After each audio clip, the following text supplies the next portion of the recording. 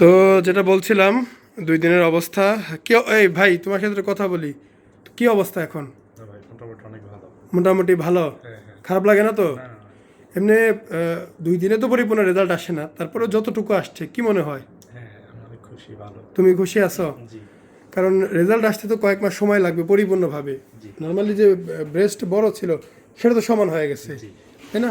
সেটা তো আর নাই। এখন যেটা আছে অপারেশনের জন্য একটু ফোলা ভাব, একটু চাকা ভাব, একটু শক্ত ভাব থাকবে, এগুলো আস্তে আস্তে দিনকে দিন ঠিক হয়ে যাবে। ঠিক আছে। হ্যাঁ, ওই যে ভাই আসছে, ভাইয়ের অপারেশনের পরের ছবি তোমাদের দেখাচ্ছি, আজকের ছবি দেখবা, আকাশ পাতাল বেশ কম।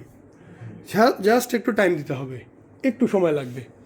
আর প্রথম দিন এই তোমার বেল্টে ব্যান্ডেজে চেপে আছে, এটা যখন আলো পাবে, বাতাস পাবে, 15 দিনে একটু রিকভারি হবে, এটা লুক চেঞ্জ হয়ে যাবে।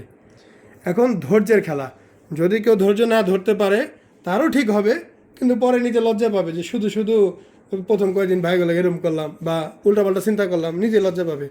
আর যারা এগুলো বুঝে তারা চিন্তা করবে যে না, গাছ আমি লাগাইছি, মৌসুমে ফল ঠিকই পাবো, মানে মৌসুমের অপেক্ষা করতে হইব নাকি?